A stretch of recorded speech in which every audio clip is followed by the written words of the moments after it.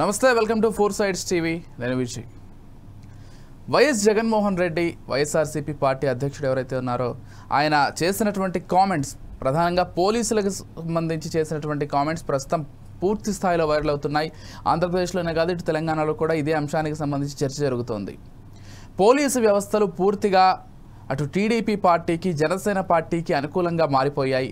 YCP వాళ్ళను టార్గెట్గా చేసుకుని పోలీసు వ్యవస్థలన్నీ పనిచేస్తున్నాయి. అక్రమ కేసులు బనాయిస్తున్నారు, అక్రమ అరెస్టులు చేస్తున్నారు, అక్రమంగా వైసీపీ కార్యకర్తలను ఇబ్బంది పెడుతున్నారు.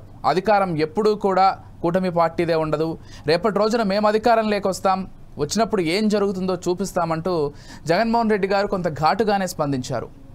అయితే ఈ అంశం కేవలం ఇప్పుడు మాత్రమే కాదు, గత వైసీపీ హయాంలో కూడా టీడీపీ వాళ్ళు, జనసేన వాళ్ళు, లేకపోతే బీజేపీ వాళ్ళు, వైసీపీ వాళ్ళు చెప్పినట్లుగా పోలీస్ వ్యవస్థలు వింటున్నాయి. మేము అధికారం లేకొస్తే వాళ్ళందరినీ సస్పెండ్ చేస్తాం, లేకపోతే కార్యకర్తల్ని, మా వాళ్ళని ఇబ్బంది పెట్టిన వాళ్ళకి సంబంధించి మిమ్మల్ని చట్టపరంగా ఎలా ఎదుర్కోవాలో ఎదుర్కొంటామంటూ ఆ రోజు కూడా ఇవే కామెంట్స్ వినిపించాయి.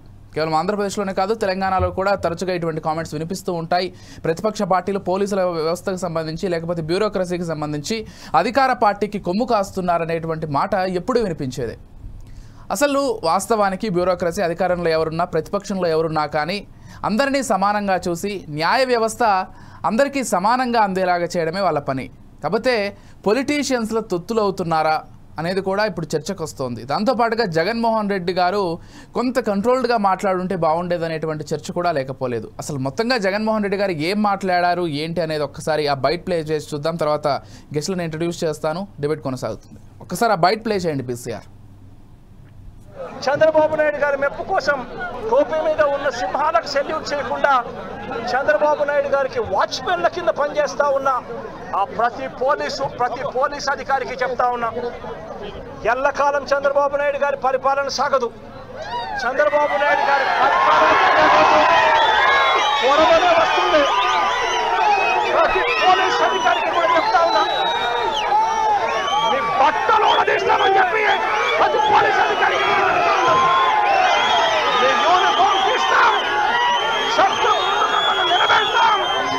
దోషులుగా మిమ్మల్ని నిలబెట్టి మీ యూనిఫామ్ తీయించి మీకు ఉద్యోగాలు లేకుండా చేస్తామని కూడా ఈ సందర్భంగా ఇప్పటికైనా చెప్తా ఉన్నా, ప్రతి పోలీస్ అధికారిలో కూడా మార్పు తెచ్చుకోండి. ఎల్లకాలం ఇదే పరిపాలన సాగదు. మీరు చేసిన ప్రతి పనికి కూడా వడ్డీతో సహా లెక్కేసి మిమ్మల్ని దోషులుగా నిలబెట్టి మీతో కక్కిచ్చే కార్యక్రమం ఖచ్చితంగా చేస్తామని చెప్పి కూడా ఈ సందర్భంగా ప్రతి పోలీస్ అధికారికి కూడా చెప్తా ఉన్నాం. ఎవరైతే రైట్, మొత్తంగా విన్నాం కదా. ప్రతి పోలీస్ అధికారికి వార్నింగ్ ఇస్తున్నాం. ఈరోజు ఎవరైతే మా పైన కక్షపూరితంగా వ్యవహరిస్తున్నారో వాళ్ళందరి బట్టలు కూడా ఊడదీస్తాం. పోలీస్ యూనిఫామ్ తీసి వాళ్ళను రోడ్డుపైన నిలబెడతాం. చట్టసభల్లో లేకపోతే కోర్టుల్లో వాళ్ళ సంగతి ఏంటో చూస్తామంటూ కూడా కొంత ఘాటుగానే జగన్మోహన్ రెడ్డి ఫైర్ అయ్యారు. ఈ వ్యాఖ్యలకు సంబంధించి మనతో పాటు డిస్కస్ చేయడానికి సిద్ధంగా ఉన్నారు బొట్ల రామారావు గారు, వైసీపీ నాయకులు, వారితో పాటు సూర్యనారాయణ గారు, టీడీపీ నాయకులు, వారితో పాటుగా మూర్తి గారు, విశ్లేషకులు, ముగ్గురు కూడా యాడ్ అయ్యారు. ముందుగా మూర్తి గారితో మాట్లాడదాం. విశ్లేషకులు మూర్తి గారు నమస్కారం అండి. నమస్తే. నమస్తే మూర్తి గారు. అంటే ఎస్, నేను ఇంట్రొడక్షన్లో కూడా చెప్పా, బ్యూరోక్రసీ పాలకుల చేతుల్లో కొంత కీలుబొమ్మగా మారిందనేది ఖచ్చితంగా వాస్తవంగానే కనిపిస్తోంది. కాకపోతే దానికి సంబంధించి మనం ఏ విధంగా రియాక్ట్ అవుతామన్నది కూడా అంతే ఇంపార్టెంట్. ఈరోజు జగన్మోహన్ రెడ్డి గారి వ్యాఖ్యలు కొంత శృతి మించి ఉన్నాయనేటువంటి చర్చ కూడా లేకపోలేదు. ఇక్కడ ఒక విషయం, గతంలో వైసీపీ వాళ్ళు పరిపాలించినప్పుడు టీడీపీ వాళ్ళు ఇవే కామెంట్స్ చేశారు. పోలీసు వ్యవస్థల్ని మొత్తం కూడా మీకు గుప్పెడ పెట్టుకున్నారు, పోలీసులు ఇష్టారీతిన మా పైన కేసులు పెడుతున్నారు, కక్షపూరితంగా వ్యవహరిస్తున్నారు, మీకు కొమ్ము కాస్తున్నారని. ఈరోజు వైసీపీ వాళ్ళు అధికారం లేకొచ్చి కూటమి పార్టీ పైన అదే ఆరోపణలు చేస్తున్నారు, పోలీసు వ్యవస్థలపైన అదే ఆరోపణలు చేస్తున్నారు.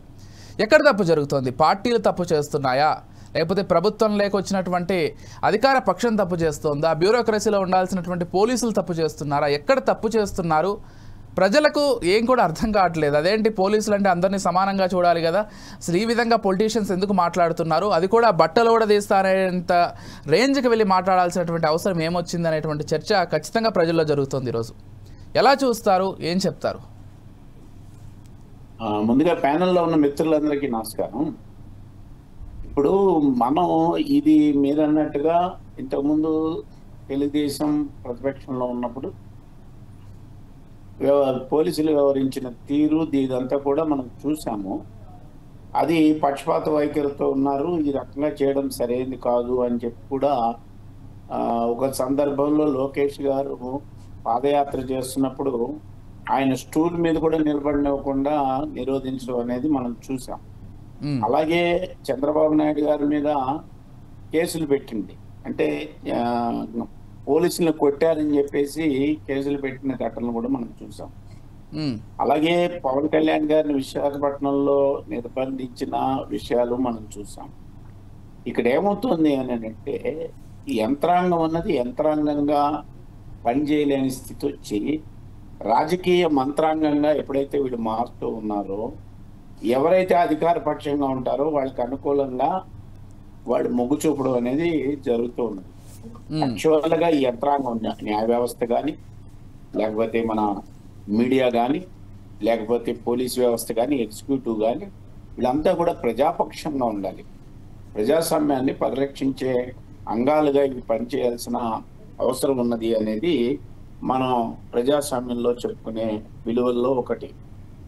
ఎప్పుడైతే రాజకీయ నాయకుల యొక్క కనుసన్నల్లో వాళ్ళ యొక్క స్వార్థానికి, అంటే ట్రాన్స్ఫర్స్, మంచి సీట్లో ఉండాలి, ఆదాయం వచ్చే సీట్లో ఉండాలి, లేకపోతే రాజధానికి దగ్గరగా ఉండాలి, రాజధానిలోనే ఉండాలి.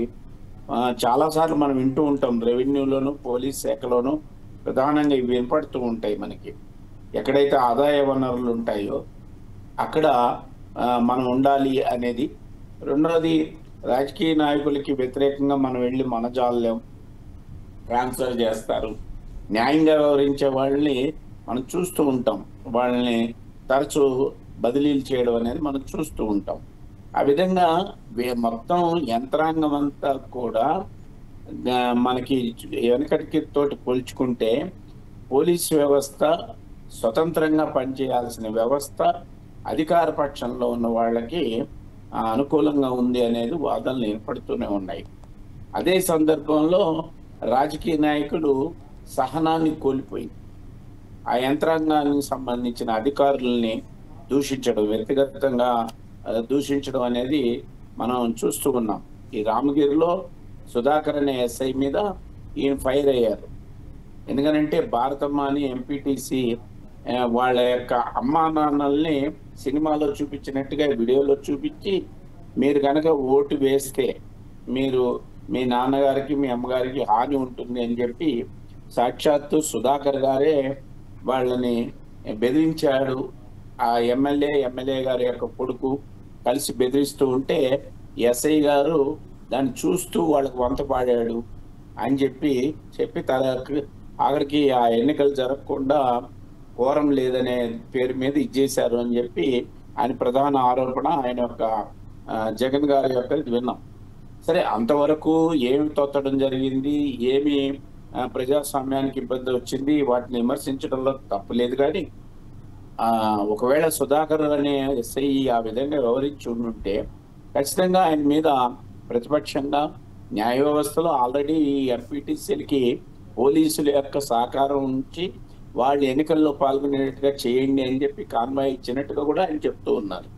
9 మంది ఎంపీటీసీలు వైఎస్ఆర్సీపీకి, ఒక్క ఆయన టీడీపీ ఉన్నారని, అయితే ఎమ్మెల్యే వాళ్ళ కుమారుడు కలిసి బెదిరిస్తున్నారు అని చెప్పి ఆయన చెప్తున్నారు ఆయన బయటలో. ఇది ఈ పోరాటం న్యాయ పోరాటం, ప్రజా పోరాటం చేయాల్సిన దగ్గర పోలీసుల్ని బట్టలు ఉడదీసి కొడతాము అని అనడం రాజకీయం పరాకాష్ఠకు చేరుకుంది అని చెప్పి మనం అర్థం చేసుకోవాల్సిన అవసరం ఉంది. వ్యక్తిగత దూషణలు, ఒకరి మీద ఒకరు శత్రుపక్షంగా మాట్లాడాలు, ఇవన్నీ కూడా మనం ఆంధ్రప్రదేశ్ విడిపడిన తర్వాత ఈ ఆంధ్రప్రదేశ్ యొక్క రాజకీయాల్లో మనం కనుక పరిశీలిస్తే ప్రతిపక్షం, విపక్షం, ముఖ్యంగా ఈ సోషల్ మీడియా వచ్చిన తర్వాత నీచాతి నీచమైన కామెంట్స్ చేయడం. అవును, గతంలో కూడా నంద్యాలలో ఉప ఎన్నికల్లో అనుకుంటాను మన ఆనాడు చంద్రబాబు నాయుడు గారు ముఖ్యమంత్రిగా ఉంటే ఈయన్ని ఉరిదీసినా పర్వాలేదు అని కూడా జగన్ గారు ఆ రోజుని మాట్లాడడం అనేది జరిగింది. సో ఈ రకంగా ఒకరిని ఒకరు విమర్శించుకోవడం అనేది పరాకాష్ఠకి చేరింది ఆంధ్రప్రదేశ్ రాజకీయాల్లో. నువ్వా నేనా అన్నట్టుగా మాట్లాడుతూ ఉన్నారు. ఇది మంచిది కాదు. ఇది ఏ పక్షం చేసినా కూడా సరైనది కాదు. పోలీసులు నిజంగా పోలీసులు కనుక ప్రతిపక్ష మన అధికార పక్షానికి ఊడిగం చేశారు అని చెప్పే వాదన ఏదైతే ఉందో అది కరెక్ట్ కాకపోతే, నిజంగా పోలీసులు మరి ఆయన ఆ రకంగా బట్టలు ఉడిపిస్తాను అని అన్నప్పుడు మీరు సూమోటోగా ఏమైనా కేసు తీసుకోగలుగుతారా? ఆ రోజు చంద్రబాబు నాయుడు గారి మీద తీసుకున్నారు కదా. మీ చిత్తశుద్ధిని నిరూపించుకోవాల్సిన పోలీసులు ఈ విషయాల్ని నిరూపించుకోవాల్సిన బాధ్యత ఉంది. యంత్రాంగాన్ని ప్రక్షాళన చేయాలండి. అది మీరన్నట్టు ఇంట్రోలో చెప్పినట్టుగా అధికార పక్షానికి సానుకూలంగా వ్యవహరిస్తున్నారనే ధోరణి ఒక మన రాష్ట్రం ఆంధ్రప్రదేశ్ రాష్ట్రంలోనే కాదు, తెలంగాణలోనూ కూడా మనం చూసాం గతంలో, ఇప్పుడు చూస్తా ఉన్నాం.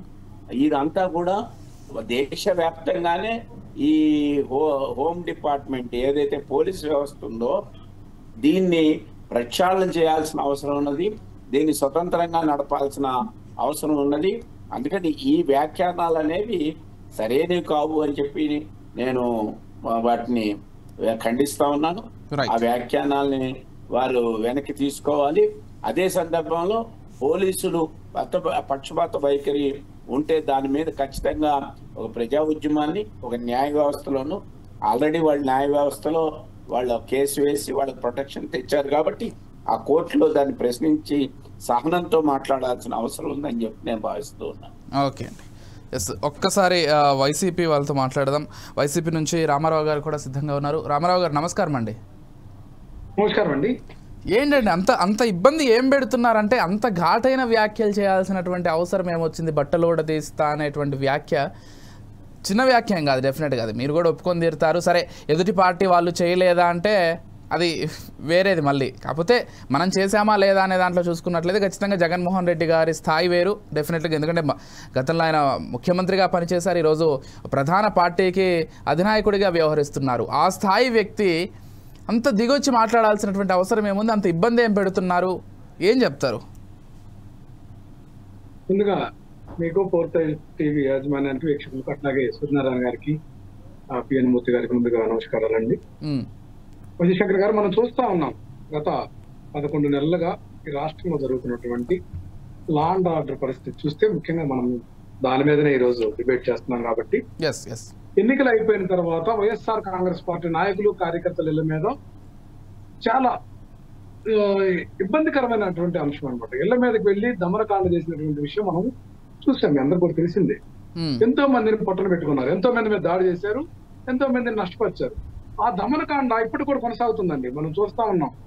ఈ రోజు మనం రాష్ట్రంలో ఏదైతే మర్డర్ జరిగిందనేటువంటి అంశం కానీ, అట్లాగే ఆలగడ్డలో కూడా 4 రోజుల క్రితము ఆ యొక్క నాయకుడు ఒక ఆయన దేవాలయంలో పూజల కోసం వెళ్తే అతని మెడ మీద ఆ గ్రామంలో తెలుగుదేశం పార్టీ నాయకుడు తన అనుచరులు ఏదైతే అంతకుముందు ఈ వైసీపీ నాయకుడు వాళ్ళ అన్న చనిపోతే దాంట్లో సాక్షిగా ఉంది, ట్రైల్కి వస్తుందనే ఉద్దేశంతో ఆ సాక్ష్యాలు లేకుండా బెదిరించి చేయాలనే దాంట్లో నరికివేశారు. దీని వెనక అఖిలప్రియ, అక్కడ ఆలగడ్డలో ఎమ్మెల్యేగా ఉన్నటువంటి ఆవిడ యొక్క ప్రోత్సాహం కూడా ముందు రోజు ఆ ఊరికి వెళ్ళి వాడిని తీసేయండి అని చెప్పినటువంటి మాట కూడా మనకు తెలుస్తూ ఉంది. ఇట్లాంటి పరిస్థితులు ఉన్నాయి. అట్లాగే ఈ రోజు జగన్మోహన్ రెడ్డి గారు చెప్పిన దాంట్లో, మీరు చెప్పిన దాంట్లో కొంచెం డివియేషన్ ఉందండి. జగన్మోహన్ రెడ్డి గారు ఏం చెప్పారంటే, పోలీసులు ఈ తెలుగుదేశం పార్టీ వాళ్ళకి ఊడికం చేస్తున్నారు, చట్టాన్ని ఎక్కడా కూడా అమలు చేయట్లేదు అనేటువంటి ఆలోచన విధానంతో ఈ మటర్లు కానీ దాడులు చూస్తూ ఊరుకుంటున్నారు. ఈ పరిస్థితి ఉంటే మీ మీద తర్వాత మా ప్రభుత్వం వచ్చినాక చర్యలు తీసుకోబడతాయి, మీ యూనిఫామ్ తీస్తాము, మీ యొక్క బట్టలు తీసి నిలబెడతాము, మిమ్మల్ని దోషులుగా నిలబెడతామనేటువంటి విధానంలో మాట్లాడడం వాస్తవం మాట్లాడాల్సింది. ఎందుకంటే వీళ్ళు చేస్తున్నటువంటి దమనకాండ ఈ రాష్ట్రంలో మహిళల మీద, బాలికల మీద ఇప్పటికే 150 పైగా అత్యాచారాలు జరిగినాయండి. స్కూల్స్ లో కూడా కనీసము పట్టించుకున్నటువంటి పాపాను పోట్లు. అట్లాంటి చిన్న చిన్న పెట్టి వ్యాపారాలు, చిన్న చిన్న బిజినెస్లు, బండ్ల మీద వ్యాపారాలు చేసుకుంటుంటే వాళ్ళ దగ్గరికి వెళ్ళి పోలీస్ యంత్రాంగం వాళ్ళ బెదిరించడం, వాళ్ళ వ్యాపారాలను అటగించడం, వాళ్ళ దగ్గర మామూలు వసూలు చేస్తున్నటువంటి పరిస్థితి. అట్లాగే బైకుల మీద ప్రయాణం చేస్తున్నటువంటి వాళ్ళను 2 రకాలుగా, వాళ్ళకి ఫోన్లు వస్తే తెలుగుదేశం పార్టీ నాయకులు కానీ కార్యకర్తలు కానీ ఫోన్లు చేస్తే విడిచిపెడతామన్నారు, మిగతా వాళ్ళని హింసిస్తామన్నారు. చిన్న చిన్న కారణాలతోటి ఇబ్బందులు పెడుతున్నటువంటిది ఇది మనం నిత్యకృత్యం చూస్తున్న అంశాలండి, ఏది చిన్నవి. అట్లాగే మనం చూస్తా ఉన్నాం. పీడీ యాక్ట్ ఏదైతే ప్రయోగించాలి, రాష్ట్రంలో భూ కబ్జాలని ల్యాండ్ గ్రాబింగ్ యాక్ట్ 2024 అని తీసుకొచ్చారు. ఎక్కడన్నా ఇన్ని భూములని ఎంతమంది కబ్జా చేస్తున్నారు? ఈ గ్రామాన వాడవాడలా కబ్జా చేస్తుంటే ఎక్కడన్నా తెలుగుదేశం పార్టీ వాళ్ళ మీద కేసు నమోదు చేయడం కానీ, ఎక్కడన్నా కానీ వాళ్ళ మీద చర్యలు తీసుకున్న దాఖలాలు లేవండి. ఉదాహరణ మా దగ్గరే ఉన్నాయి చాలా కేసులు, చెప్తాను నేను. అట్లాగే చూస్తా ఉన్నాం, ఈ తెలుగుదేశం పార్టీ వాళ్ళ యొక్క సెటిల్మెంట్ ఆఫీసర్గా పోలీస్ స్టేషన్ మారినాయి. తెలుగుదేశం పార్టీ కార్యాలయాల నుంచి కనుక కంప్లైంట్ వస్తే తీసుకుంటున్నారు. వైఎస్ఆర్సీపీ కానీ సామాన్య ప్రజానీకం కానీ ఏ కంప్లైంట్ ఏ ఫిర్యాదు చేసిన పోలీస్ స్టేషన్ లో తీసుకునేటటువంటి పరిస్థితి లేని వ్యవస్థకు శ్రీకారం చుట్టారు. ఇక్కడ మూర్తి గారు కూడా క్లియర్ గా చెప్పారు, వాళ్ళ యొక్క పోస్టింగ్స్ కోసం మంచి మంచి లా అండ్ ఆర్డర్ పోస్టింగ్స్, అట్లాగే డబ్బులు ఎక్కువగా వచ్చేటటువంటి స్టేషన్ లో పోస్టింగ్స్ కోసం రాజకీయ నాయకులు ఏదైతే ఆ నియోజకవర్గ ఎమ్మెల్యేలు లేకపోతే ఆ పైన ఉండేటటువంటి మంత్రులు వాళ్ళకు వీళ్ళు ఊడిగం చేస్తా ఉన్నారు. అదే మాట్లాడారు, మీరు తెలుగుదేశం పార్టీ నాయకులకు వాచ్మెన్ ఊడిగం చేస్తున్నారు, ఇది మంచి సాంప్రదాయం కాదని ప్రతిపక్ష నాయకుడిగా ఈ రాష్ట్రంలో బాధ్యతాయుతమైనటువంటి మాజీ ముఖ్యమంత్రిగా మాట్లాడినటువంటి విధానం ఖచ్చితంగా ఇది మనం అందరం కూడా ఆలోచన చేసుకోవాలండి. ఎందుకంటే ఈ రాష్ట్రంలో జరుగుతున్నటువంటి అన్యాయాలు 1-2 కాదండి. ఈ రోజు యథేచ్ఛగా ఇసుక వ్యాపారం, దొంగ వ్యాపారం చేస్తా ఉన్నారు తెలుగుదేశం పార్టీ నాయకులు, కార్యకర్తలు. అట్లాగే పీడిఎస్ రైస్ విషయంలో విపరీతంగా ప్రతి నియోజకవర్గంలో 30 లక్షల దాకా మామూలు వసూలు చేసుకొని యథేచ్ఛగా పేదల బియ్యాన్ని కొల్లగట్టి తరలిస్తా ఉన్నటువంటి పరిస్థితి.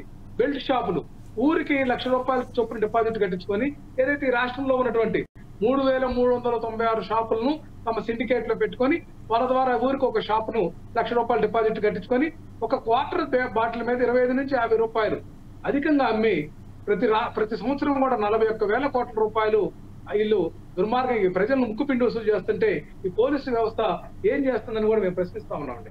అట్లాగే మహిళల మీద, బాలికల మీద లైంగిక దాడులు జరిగినాయి. పవన్ కళ్యాణ్ గారి నియోజకవర్గంలో జరిగింది, కుప్పంలో జరిగింది మొన్న ఈ మధ్యనే.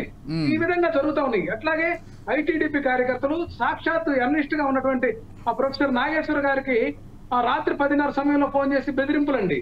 ఈ రకంగా దుశ్చర్యలు ఉన్నాయి తెలుగుదేశం పార్టీ వాళ్ళకి. కనీసం సోషల్ మీడియా విషయానికి వస్తే వైసీపీ వాళ్ళ మీద ఒక్కొక్కరికి మీద ఒకే విషయం మీద 10 కేసులు పెట్టారు. ఇది రాజ్యాంగ విరుద్ధం, ఏదైతే న్యాచురల్ జస్టిస్ కూడా విరుద్ధం అండి. ఒక కేసు ఒక ప్లేస్ లో పెడితే దాన్ని ఒక చోటనే దాన్ని చేసుకొని తర్వాత దాన్ని ఎవిడెన్స్ గా పెట్టుకుంటారు ఎవరైనా. అట్లాంటి పరిస్థితి లేదు ఇక్కడ. వేధింపులు స్టేషన్ తిప్పడం, ఎక్కడున్నారో తెలియకుండా చేయడం, హెబియస్ కార్పస్ పిటిషన్లు చరిత్రలో ఎప్పుడు కానంత ఈ 11 నెలల్లో హెబియస్ కార్పస్ పిటిషన్స్ ఏదైతే మనకు నమోదైన ఇది కూడా చూసుకోండి. ఎందుకంటే అంటే సరే సరే రామారావు గారు, సరే సరే రోజులు వైసీపీ కార్యకర్తలని నాయకుల్ని పోలీస్ స్టేషన్ లో ప్రైవేట్ ప్లేస్ లో ఇబ్బంది పెడుతున్న విధానం ఉంది. ఎంత కూడా అర్థమైంది రామారావు గారు. ఖండిస్తూ మాట్లాడినటువంటి ఓకే, ఒక్క నిమిషం, అంటే ఒక ప్రశ్న. రామారావు గారు, మీరు చెప్పింది సుదీర్ఘంగా జరుగుతున్నటువంటి విషయాలన్నీ కూడా మీరు చెప్పే ప్రయత్నం చేశారు మీ వర్షన్ నుంచి. ఒక క్వశ్చన్ ఇక్కడ, టీడీపీ వాళ్ళు వచ్చిన తర్వాత, అంటే కూటమి ప్రభుత్వం వచ్చిన తర్వాత కొత్తగా పోలీసులు నియమించుకున్నది ఎక్కడా కూడా లేదు. గత వైసీపీలో ఏ పోలీస్ వ్యవస్థ ఉందో ఇప్పుడు కూడా అదే పోలీస్ వ్యవస్థ ఉంది. అంటే మీరు చెప్పేదాన్ని బట్టి అధికారంలో ఉన్నటువంటి వాళ్ళ మాటలు వింటున్నారనేది ఒకటి. రెండోది ఏం చెప్పారు, పోలీసులు బైకుల పైన వెళ్ళే వాళ్ళను లేకపోతే చిన్న చిన్న వ్యాపారుల్ని ఇబ్బంది పెడుతున్నారు. అంటే ఏంటి ఇప్పుడు టీడీపీ వాళ్ళ అండ చూసుకొని లేకపోతే కూటమి ప్రభుత్వం అండ చూసుకొని చేస్తున్నారా, లేకపోతే వాళ్ళ ప్రవృత్తి అలాంటిదా? ఈ క్లారిఫికేషన్ చిన్నది. ఒక అంశం అండి, నేను చెప్తున్నాను విషయం. వాస్తవం ఇది, నాకు ఫీల్డ్ లో విషయాలు తెలుసు కాబట్టి. పోలీస్ వ్యవస్థ ఎలా ఉంటుందంటే, పోలీస్ వ్యవస్థలో వాళ్ళు నిజంగా కనుక వీళ్ళు ఆ యొక్క సంబంధించినటువంటి ఎమ్మెల్యేలతోటి అనుసంధానంగా ఉండి పోస్టింగ్ వేయించుకుంటున్నారు. పోలీస్ వ్యవస్థ అంటే లా అండ్ ఆర్డర్ పోస్టులు, అట్లాగే రిజర్వ్డ్ లో ఉండేటువంటి పోస్టులు, రకరకాల పోస్టింగ్స్ ఉంటాయండి. సేమ్ క్యాడర్ లోనే ఉంటాయి. కొంతమందికి లా అండ్ ఆర్డర్ పోస్టులు ఎవరైతే ఎమ్మెల్యేలు తమ అనుయాయులైనటువంటి వాళ్ళకి ఇచ్చి గ్రామ స్థాయి నాయకులకు పెత్తనం ఇచ్చేస్తారు. ఆ గ్రామంలో ఏ నాయకుడు చెప్తాడో ఆ నాయకుడి మాట వినాలి. అక్కడ ఇంకా నీకు చట్టం కానీ రాజ్యాంగం కానీ ఏం పనిచేయనటువంటి పరిస్థితి ఉంది. బెదిరింపులు. అసలు ఇక్కడ ఇంకొక అంశం అండి, ఏదైనా సరే న్యాయపరంగా కనుక పోరాటం చేసినా, లేకపోతే ప్రజాక్షేత్రంలోకి వచ్చి మాట్లాడినా, మీటింగ్ పెట్టినా, లేకపోతే ఎవరైనా సరే ఈ తెలుగుదేశం పార్టీకి సంబంధించి వ్యతిరేకంగా మాట్లాడినా కూడా బెదిరింపు కాల్స్ పోలీసులు చేస్తున్నమాట వాస్తవం అండి. ఇది నా కాడ 100 కంప్లైంట్స్ ఉన్నాయి దీని మీద, చాలా మంది పోలీసుల మీద. చాలా దుర్భరమైనటువంటి వ్యవస్థ. ఎందుకంటే మీకు దాంతో కూడా ఎవిడెన్స్ రానటువంటి పరిస్థితి ఉంది. అసలు ఇక్కడ న్యాయస్థానాలు చెప్పినాయి కదండి, ప్రతి పోలీస్ స్టేషన్ లో కూడా సీసీ కెమెరాలు పెట్టమని ఎక్కడైనా అమలు అవుతుంది చెప్పండి? ఇదంతా కూడా పోలీస్ స్టేషన్లు అన్ని కూడా పంచాయతీలైన ఏవి సెటిల్మెంట్స్, ప్రైవేట్ సెటిల్మెంట్స్ వేదికగా సంబంధించినటువంటి ఆ మండలానికి సంబంధించినటువంటి నాయకుడిని పిలిపించుకొని అక్కడ మొత్తం కూడా సెటిల్మెంట్స్ చేస్తాం, బెదిరించడం, భయపెట్టడం, ఏదైనా భూములు ఆస్తులు లాక్కోవడం, ఈ పనిలో ఉన్నారు తప్ప నిజంగా చట్టపరంగా న్యాయపరంగా సివిల్ పంచాయతీలు పోలీసులకు ఏం పని అండి? ఎన్ని పంచాయతీలు జరుగుతున్నాయి ప్రతిరోజు ఒక్కొక్క పోలీస్ స్టేషన్ లో? మీరు మీ యొక్క ఛానల్ తరఫున మీరు ఒక చోట నిఘా వేస్తే అర్థమైపోతుంది, కొన్ని చోట్ల నిఘాలు వేస్తే ఎన్ని సివిల్ పంచాయతీలు జరుగుతున్నాయి అనేది నేనే కొన్ని మీకు చెప్పగలను కూడా. అంటే అదే అడుగుతున్నా, అంటే ఈ ప్రభుత్వంలోనే జరుగుతున్నాయి ఇవన్నీ, గతంలో లేదా? అంటే వైఎస్ఆర్ కాంగ్రెస్ పార్టీ ప్రభుత్వంలో ఇంతటి దుర్మార్గంగా ఎక్కడా లేదండి. మా విధానం, మా పార్టీ విధానం మీకు తెలుసు కదండి. నాకు తెలియదులేండి, మీకు తెలుస్తుంది. నాకు వ్యక్తిగతంగా తెలియదులేండి మీ పార్టీ విధానం, నాకెట్లా తెలుస్తుంది. కానీ అంటే మా పార్టీ విధానం మీరు చూసుకోండి. బెనిఫిషియర్స్ కూడా అర్హులైనటువంటి ప్రతి ఒక్కరికి ఇచ్చాం. మేమేం జన్మభూమి కమిటీలా పెట్టి గ్రామాల్లో పెత్తందారులను పెట్టి పనిచేయించలేదండి జగన్మోహన్ సరే సరే సరే అది వదిలేసేయండి. కానీ ఇప్పుడు ఒక విషయం రామారావు గారు, ఒకటి విజయశంకర్ గారు వాలంటీర్లను పెట్టి కూడా తెలుగుదేశం ఇల్లు, జనసేన ఇల్లు, కమ్యూనిస్టులు ఇల్లు, లేకపోతే వైసీపీ ఇల్లు అని ఎక్కడ విడగొట్టలేదు కదండి. ప్రతి ఇంటికి సమానమైనటువంటి సేవలు, సమానమైనటువంటి సపర్యలు చేసేటటువంటి విధానంలో వైఎస్ఆర్సీపీ పనిచేసింది. కానీ ఈ విధంగా పక్షపాతంగా జల్లెడ బట్టి వైసీపీకి సంబంధించిన ఓట్లు వేసిన వాళ్ళకి ఒక న్యాయం, తెలుగుదేశం పార్టీ లేకపోతే కూటమికి ఓట్లు వేసిన వాళ్ళకి ఒక న్యాయము, ఇది ఎక్కడ వైఎస్ఆర్ కాంగ్రెస్ పార్టీ ప్రభుత్వంలో మా నాయకుడు జగన్మోహన్ రెడ్డి గారు ప్రోత్సహించలేదు. సర్లేండి, ఇప్పుడు సంక్షేమ పథకాలకు సంబంధించి అది సపరేట్ చర్చ. ఒక విషయం, గతంలో టీడీపీ గతంలో టీడీపీకి సంబంధించి రాష్ట్ర జగన్మోహన్ రెడ్డి గారు గతంలో టీడీపీ పార్టీ ఆఫీసుకి సంబంధించి రాష్ట్ర ప్రధాన కార్యాలయం పైన వైసీపీ వాళ్ళు దాడులు చేశారు, అవునా కాదా? ఆ రోజు ఏం చేస్తుంది పోలీస్ వ్యవస్థ? ఆ రోజు మీరు చాలా చక్కగా నిర్వహించామని చెప్తున్నారు కదా, మీరు అందరినీ సమానంగా చూసామని చెప్తున్నారు కదా. అదే దాడి వైసీపీ పార్టీ కార్యాలయం పైన చేసుంటే మీరు ఊరుకునే వాళ్ళ? మీరు పోలీస్ వ్యవస్థలతోటి ఊరుకునే వాళ్ళ? దానికి కూడా నేను చెప్తున్నా, అటువంటిది జరగకూడదు. కానీ అక్కడ జరిగింది ఏంటంటే, కొమ్మారెడ్డి పట్టాభినటువంటి వ్యక్తి ఆ కార్యాలయం నుంచి సాక్షాత్ ముఖ్యమంత్రి గారిని ఏం తిట్టారండి? అభిమానులు అందరూ కూడా తెగబడి ఈ కార్యాలయంలో పట్టాభి ఉన్నాడేమో అతను తేల్చుకోవడానికని ముందుకు వచ్చారు. కానీ అక్కడ దాన్ని మీరు దాడిగా అసలు ఎందుకు వెళ్తారండి? వాళ్ళ కార్యాలయానికి వెళ్లాల్సిన పనేముంది? ఒకవేళ నిజంగానే మీ వాళ్ళని తిట్టారు, లేకపోతే జగన్మోహన్ రెడ్డి గారిని తిట్టారు, పోలీస్ వ్యవస్థలు ఏం చేస్తున్నాయి, చట్ట వ్యవస్థలు ఏం చేస్తున్నాయి? పంపించాల్సింది వాళ్ళని కదా, కంప్లైంట్ ఇవ్వాల్సింది వాళ్ళకి కదా, వెళ్లాల్సింది వాళ్ళు కదా. మీరు ఎలా వెళ్తారు మీ కార్యకర్తలు అక్కడికి? మీరు ఎలా దాడి చేస్తారు? మీరు ఇంకా ఎలా సమర్థించుకుంటున్నారు ఈ విషయాన్ని? మేము వెళ్ళి కేవలం ఆయనతో సంగతి చేర్చుకుందామని వేరే పార్టీ కార్యాలయానికి మీ పార్టీ వాళ్ళు ఎలా వెళ్తారు అసలు? ఇప్పుడు అనార్గనైజ్డ్ సిస్టమ్ ఉంటుందండి. ఇప్పుడు ఆ ఘటనకి వైఎస్ఆర్ కాంగ్రెస్ పార్టీ బాధ్యులు ఎవరు పోయి దాడి చేయమని చెప్పిన బాబు లేదు. ఆ యొక్క విషయంలో వైఎస్ఆర్ కాంగ్రెస్ పార్టీ ఎక్కడా కూడా చెప్పలేదు. కానీ బహిరంగంగా చెప్తారేంటి? బహిరంగంగా ఎవరేం చెప్పర్లేండి. వైఎస్ఆర్ కాంగ్రెస్ పార్టీ బాధ్యత వహించాలి అనే విధానం అది కూడా ఆలోచించుకోవాలండి మనం. రైట్, సర్లేండి. ఒకసారి సూర్యనారాయణ గారితో మాట్లాడడం. సూర్యనారాయణ గారు నమస్కారం అండి. నమస్కారం సార్. ఎందుకండి వాళ్ళని పాపం చెప్తున్నారు కదా, ఇబ్బందులు పెడుతున్నారంట, అసలు పోలీస్ వ్యవస్థలు అంటే ప్రజలకు నమ్మకం లేకుండా పోయిందంట, ఇష్టారీతిన సివిల్ కేసులు కూడా పోలీస్ స్టేషన్లలో డీల్ చేసేటువంటి ఒక విధానం వచ్చేసిందంట. ఎందుకు పోలీసుల్లాగా ఉంచొచ్చుగా, ఎందుకు మీ వాళ్ళు పాపం పార్టీకి వినియోగించుకుంటున్నారు? శంకర్ గారు, మీకు, మూర్తి గారికి, రామారావు గారికి, జీవర్స్ అందరికి కూడా శుభ సాయంత్రం అండి. రామారావు గారు చెప్పింది వింటున్నా, ఇవాళ మధ్యాహ్నం వాళ్ళ జగన్మోహన్ రెడ్డి గారు మాట్లాడింది వింటున్నా. ఇక్కడ అంటే దానికి మెడికల్ టెర్మినాలజీ ఏమంటారో తెలియదు కానండి, మన మనస్తత్వం ఎలా ఉంటుందో, ఎదుటి వాళ్ళందరూ అలా ఉంటారని భావించే దానికి ఏదన్నా మెడికల్ టెర్మినాలజీ నేమ్ ఉంటే మీరు కనిపెట్టి చెప్పండి. ఈ లోపల డిబేట్ అయ్యే లోపల వాళ్ళ భావజాలం అంతా ఎదుటి వాళ్ళ మీద రుద్దటం. ఇప్పుడు ఆయన చాలా సుదీర్ఘ ఉపన్యాసంలో మీరు చాలా గుచ్చి అడిగారు. టీజీపీ ఆఫీస్ కి కోతవేడు దూరంలో ఉన్నటువంటి టీడీపీ ప్రధాన కార్యాలయం మీద మీరు దాడి చేయాల్సి వచ్చింది. ఎందుకంటే పట్టాభి గారు మా ముఖ్యమంత్రిని తిట్టాడు కనుక మేము దాడి చేసాం, పట్టాభి గారు ఉన్నారేమో అని అన్నారు. అక్కడికి మీరు అన్నారు, ఓకే పట్టాభి గారు తిట్టారు, ముఖ్యమంత్రి గారిని జగన్మోహన్ రెడ్డి గారు తిట్టారు, చట్టం ఉంది, పోలీసులు కంప్లైంట్ ఇవ్వండి, అరెస్ట్ చేసి తీసుకురండి, ఆయన మీద చర్యలు తీసుకోండి, భౌతికంగా మీరు ఎందుకు దాడి చేయాల్సి వచ్చిందంటే కూడా ఆయన సమర్థించుకున్నారు. ఇప్పుడు నేను ఒక క్వశ్చన్ అడుగుతానండి, జగన్మోహన్ రెడ్డి గారు ముఖ్యమంత్రి అయిన తర్వాత అమరావతిని 3 రాజధానులు అన్నప్పుడు ఆ రోడ్లో బస్సు యాత్రలో చంద్రబాబు గారు వెళ్తుంటే నాటి డీజీపీగా ఉన్నటువంటి సాక్షాత్ డీజీపీగా ఉన్నటువంటి గౌతమ్ సవాంగ్ గారు బందోబస్తులో ఉంటే చంద్రబాబు గారి బస్సు మీద రాళ్లు వైసీపీ కార్యకర్తలు వేస్తుంటే మరి డీజీపీ గారితో చెప్పించారు. ప్రజలు వాళ్ళ భావోద్వేగాన్ని వ్యక్తపరుచుకునే ప్రక్రియలో ఇది ఒక భాగం అని చెప్పించారు. అది రైటా? అలాగే పెడన ఎమ్మెల్యే జోగి రమేష్ గారు మారణాయుధాలు కళలో భరోసా వేసుకుని చంద్రబాబు గారి ఇంటి మీదకి వెళ్ళారు. అది రైటా? చంద్రబాబు గారి ఇంటి మీదకి వెళ్ళి ప్రతిపక్ష నాయకుడి ఇంటి మీదకి వెళ్ళి దౌర్జన్యం చేసే ఇది ఉందా? చంద్రబాబు గారు ఏదైనా తప్పు చేశారు, పోలీస్ కేసు ఫైల్ చేయండి. ఆనాడు గవర్నమెంట్ లో పోలీసులు మీ పక్కనే ఉన్నారు కదా, గవర్నమెంట్ మీ చేతిలో ఉంది కదా, ప్రతి అధికారి మీ మాట వింటారు కదా, కానిస్టేబుల్ దగ్గర నుంచి డీజీపీ వరకు. మరి మీరు ఎందుకు చేయలేదు? చేయకుండా మీరు దాడులు చేస్తారా? అది ప్రజాస్వామ్యమా? అది చట్టబద్ధమా? అప్పుడే కాదండి, ఇందాక మన మూర్తి గారు ఆయన వాయిస్ లో చెప్పినట్టు నంద్యాల ఉప ఎన్నికల్లో జగన్మోహన్ రెడ్డి గారు చంద్రబాబుని ఉరి తీసి చంపండి అన్నారు, బావిలో తెచ్చి చంపండి అన్నారు. ఆయన అండ చూసుకుని రోజా గారు మంత్రిగా ఆవి కూడా అదే కామెంట్ చేశారు.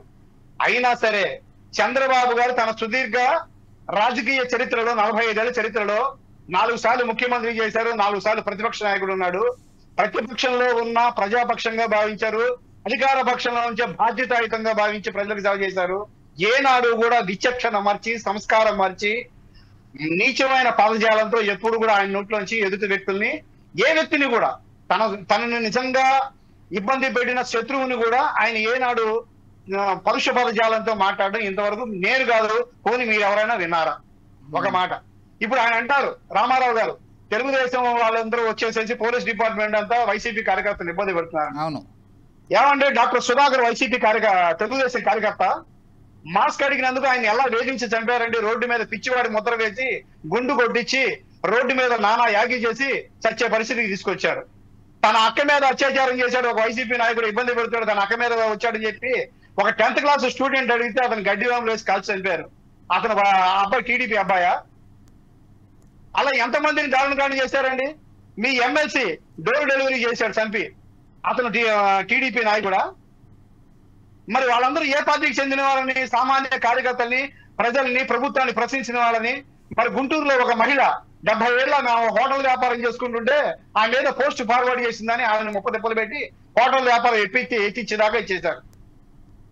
ఇవన్నీ సమంజసమైనటువంటి చర్యలా? చట్టబద్ధమైన చర్యలా? సాక్షాత్తు ఆ టైంలో జడ్జిల మీద కరోనా టైంలో జడ్జిలు న్యాయమూర్తుల మీద కూడా వైసీపీ కార్యకర్తలు చెప్పండి. సరే, ఇప్పుడు వాళ్ళు అవన్నీ చేశారని మేము కూడా చేస్తాం, అది సమర్థింపు చర్య అని అనుకోవాలా? సమర్థింపు కాదండి, మేము ఆ చర్యలు చేయట్లేదు. ఇక్కడ మీకు ఒక విషయం గమనించాలి, అదే నేను చెప్తాను. అంటే రామారావు గారు మేము చాలా ప్రజాస్వామ్యయుతంగా వ్యవహరించామంటే ఆ డాక్టర్ సుధాకర్ గాని, ఆ బాలుడు గాని వీళ్ళెవరూ కూడా టీడీపీ కార్యకర్త కాదు, ఏ పార్టీకి సంబంధం లేని ప్రజా పౌరులు. ప్రశ్నించినందుకు ఆ మహిళను కానీ వీళ్ళందరినీ కూడా ఎన్ని ఇబ్బందులు పెట్టారో మనం చూసాం. అలా చాలా మంది ఉన్నారు, దళితుల్ని, మైనార్టీలని, అన్ని వర్గాల వాళ్ళని హింసించి మరణానికి కారణమైన వైసీపీ ప్రభుత్వం. అయితే వాళ్ళకు మళ్ళీ మేము చేస్తామంటే అలా చేయాలంటే ఇప్పుడు పట్టాభి గారిని కానీ, దేవినేని ఉమా గారిని కానీ వీళ్ళందరినీ ఎన్ని స్టేషన్లు తిప్పారండి? ఏ స్టేషన్ తిప్పుతున్నారో తెలియదు, ముసుకేసి తిప్పటం. మరి సాక్షాత్ ఇవాళ డిప్యూటీ స్పీకర్ గా ఉన్నటువంటి రఘురామరాజు గారిని ముసుకేసి పిడిగుద్దులు గుద్ది ఆయన మీద దారుణ మారణకాండ చేశారు. ఇవన్నీ కూడా మేము చేస్తామంటలా. చేయట్లేదు. ఇప్పుడు వంశీ గారిని అన్ని స్టేషన్లకు తిప్పి, వంశీ గారిని లేకపోతే పోసాని గారిని ఇక్కడ అపార్ట్మెంట్ తీసుకురావడము, ఆయన అనేక స్టేషన్లు తిప్పడము, ఇవేంటి? పోసాని గారిని ఏదైతే పరుష పదజాలంతో విమర్శించారో దాని మీద కేసు ఇదైంది, పోలీసులు ఆ కేసు ప్రకారం అరెస్ట్ చేశారు. ఆ కేసు ఒక స్టేషన్ లో కాకుండా పలు స్టేషన్లో అయింది కనుక ఈ స్టేషన్ లో బెయిల్ ఇచ్చిన తర్వాత ఇంకో స్టేషన్ తీసుకెళ్ళి అక్కడ హాజరుపరిచి అక్కడి నుంచి బెయిల్ తీసుకొచ్చి ఇంకో స్టేషన్ చేశారు. అంతేగాని ఎక్కడా పోసాని గారిని పోలీసు టార్చర్ గాని ప్రభుత్వ పరంగా కానీ రోజా గారు ఉంటారు, కొడాలి నాని గారు ఉంటారు, అంబటి రాంబాబు గారు ఉంటారు, ఈ లిస్ట్ లో వీళ్ళందరూ ఉంటారని కూడా వినిపిస్తోంది.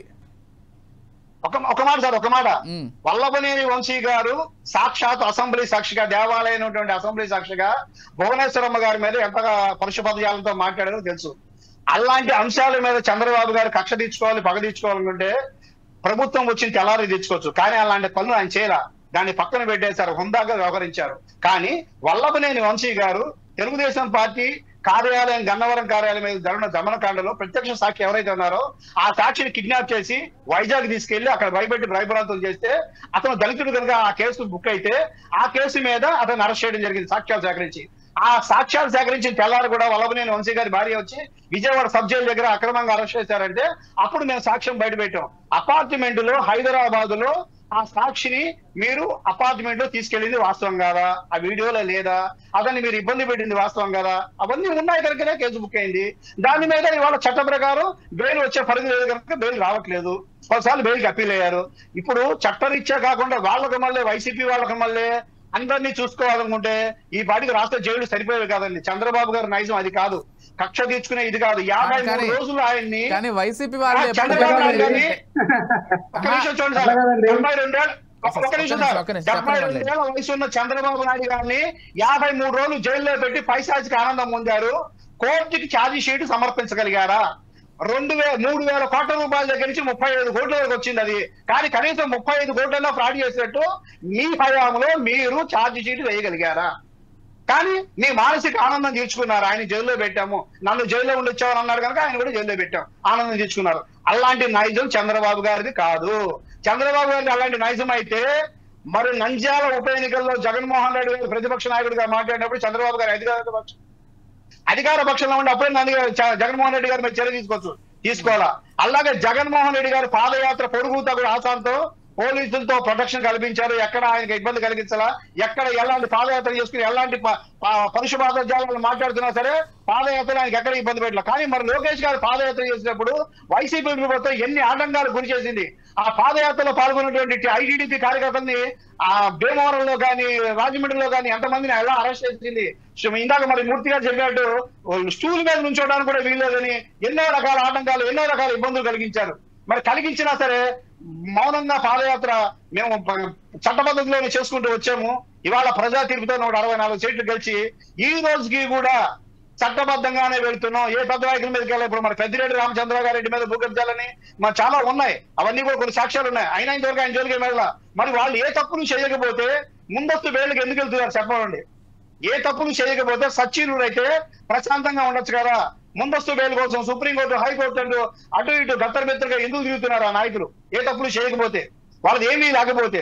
ఇవాళ జగన్మోహన్ రెడ్డి గారు ఒకటండి, 100% జగన్మోహన్ రెడ్డి గారు చెప్పినట్టు అధికారం ఎప్పుడు ఒక పక్షం అయితే ఉండదు. ప్రభుత్వాలు మారుతూ ఉండొచ్చు, పార్టీలు అవకాశాలు మారుతూ ఉండొచ్చు. కానీ ఆ విధమైనటువంటి పదజాలం కానీ, ఆ విధమైనటువంటి దోషణలు కానీ ఒక ముఖ్యమంత్రి స్థాయిలో చేసినటువంటి వ్యక్తికి, ఒక హుందాగా వ్యవహరించాల్సినటువంటి వ్యక్తికి ఆ పదజాలం రైట్ కాదనేది నా భావన. నిజంగా ప్రజలు ఇంత ఇబ్బందులు పడుతున్నారని, నాయకులు ఇంత ఇబ్బందులు పడుతున్నారు. 11 సీట్లు కాదు, ఒక్క సీట్ ఇచ్చినా వచ్చి శాసనసభలో పోరాడొచ్చు కదా. శాసనసభకు ఎందుకు రావట్లేదండి? 10 మంది ఎమ్మెల్యేలు ఎందుకు రావట్లేదండి? అక్కడికి వచ్చి ఎందుకు మాట్లాడలేదండి? అక్కడికి వచ్చి మాట్లాడచ్చు కదా. స్పీకర్ గారు రికార్డు చేస్తారు కదా, చట్టబద్ధంగా మీకు మాట్లాడివ్వట్లేదంట, మీరు మైక్ ఇవ్వట్లేదంట, టైం ఇవ్వట్లేదంట. అవునండి, ప్రతిపక్ష నాయకుడిగా ఆయన కొనలేడు 11 మంది సభ్యులకు ఎంత టైం కేటాయించాలో అంత టైం కేటాయిస్తాం. అంతేగాని ముఖ్యమంత్రి మాట్లాడదు, ఎవరు మాట్లాడదు, సభ మొత్తం మాకేమంటే ఇస్తారా? ఆయన ఇచ్చారా? సభ మొత్తం మాకేమంటే ఇచ్చారా? 23 మంది ఎమ్మెల్యేలు ఉంటే 4 తీసుకుని 19 మంది ఉన్నారని, ఇంకొక ఇద్దరు లాగితే నీకు ప్రతిపక్ష హోదా పోతుందని రకరకాలుగా అవమానించి ఒకరోజు అందరినీ సస్పెండ్ చేశారు. చంద్రబాబు గారు ఒక్కరే ఉన్నారు. ఒక్క ధైర్యంతో రాష్ట్ర ప్రజల కోసం ఒక్కడే ఆ రోజంతా సభలో ఉండి దమ్ముగా మాట్లాడాడు. మాట్లాడమనండి, అట్లాగా ఇచ్చిన టైంలోనే మాట్లాడమండి. ఇచ్చిన టైంలో సద్వినియోగం చేసుకోమనండి. గంట అక్కర్లేదండి, చక్కగా మాట్లాడదలుచుకుంటే 10 నిమిషాలు అద్భుతంగా మాట్లాడచ్చు. ప్రజల మనసును రంజింపజేయచ్చు. ప్రజలందరూ చూస్తారు, ఛానల్స్ లో లైవ్ లో చూస్తారు. 10 నిమిషాలు అద్భుతంగా నువ్వు మాట్లాడి ప్రభుత్వాన్ని ఇరుకుని పడేయచ్చు. గంటలక్కర్లా. రైట్. రామారావు గారు సామాన్య పౌరుడుగా నేను